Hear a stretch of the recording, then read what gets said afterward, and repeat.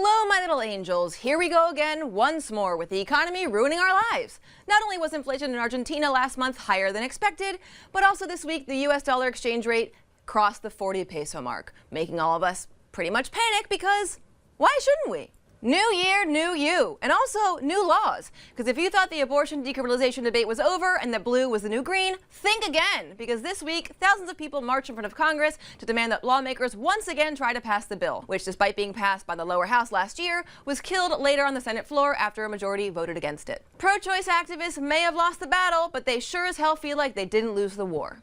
Green is the new blue. Get over it. Just deal with it. Bye. Also in politics this week, President Macri was traveling the world and visited the UAE, India, and Vietnam. The goal was to increase exports from Argentina to those countries and try to get them to invest in us because, hey, we need the money. Send me whatever you got. We offer a lovely exchange rate in all currencies. Inquire within. My favorite awkward moment was when Macri was in India and he said he was very interested in having them invest in Vaca Muerta, which happens to be one of the largest deposits of shale oil and gas in the world. It also happens to mean dead cow in Spanish. So considering how sacred and untouchable cows are in India, this is kind of like someone asking Argentina to invest in something called Maradona sucked at football, which, I mean, he obviously didn't, right? That's the joke. I don't know about sports.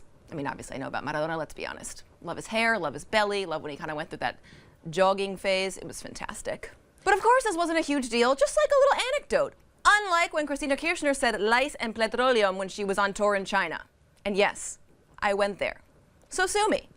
But don't, because I have no money and my lawyer is Saul Goodman and he's fake and he has a Netflix show. So, I mean, let's just not even go there. Speaking of Cristina, turns out we'll have to wait a little bit more to see her in front of a judge for the case investigating her irregular awarding of public works in Santa Cruz. While the trial was scheduled to begin on February 26th, turns out one of the judges involved in the case has some heart problems. So the start date was pushed back to May 21st. She's also getting her legal Rolex ready.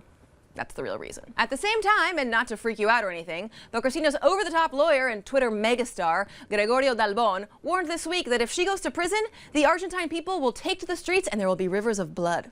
Sounds a little biblical, but it's probably not. Let's just call it hyperbole. Or maybe it's not, because you never know. What is certain is that you better get your popcorn ready, because this trial is going to be the TV event of the century. Even better than the new season of Drag Race. And yes, I went there. Again! Fall's season 11 is going to be fantastic because it always just keeps getting better. We want reality TV that keeps us on our toes. Let's be honest, that's just the truth. Even though Monet should have won All Stars 4 outright, come at me bros.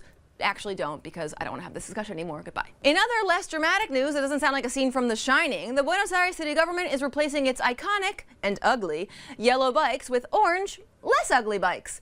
That's right, the eco-bicis will now be the same color as the face of Donald Trump. So keep your eyes peeled, because from February 25th, there's going to be a new system in place operated by Brazilian company Tembici. Tudo bem, tudo legal, tudo bici. There will be 50 stations with 500 new bikes with free service, so suck it, New York, available for use 24/7. The government says it intends to make 4,000 new bikes available by 2020 and expand from 22 neighborhoods to 38. Not a bad deal, considering especially we millennials love to bike around because #poor. Also, I don't want to get hit by a bus, so maybe I'll just walk. But hey, orange bike sounds cool. Makes me think of Orangina or Citric or Aperol. I don't even know. Moving on to events. Summer is coming to an end. I mean, we still actually have a month left of summer technically, but you know how things are. March, back to school, back to work, Congress reopens, and life officially sucks once again. Meaning March 1st really is when summer officially dies. This means that a lot of events in the city are bidding adieu to rooftop parties and summer sundowners. If you don't know what a Kermés Cultural is, no one does, head over to the rooftop of La Confiteria on Federico Lacrosse 2963 for a pretty cool little evening at the Club de Verano Party.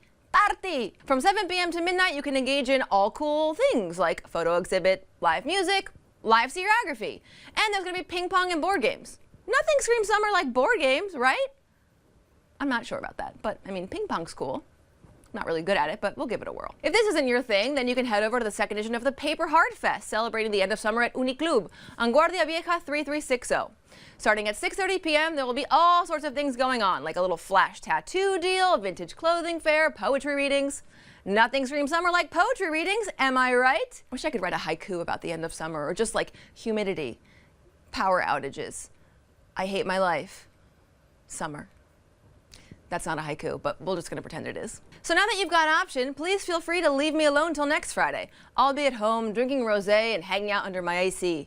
In the meantime, if you want to tell me what a Kermés Cultural is, call me. Yeah, so this is like this war on Twitter about the banda de verano versus the banda de invierno, but I really think we should consider the banda de otoño. I mean, like, foliage is very important. It's a transitional season. Season? I can't say season.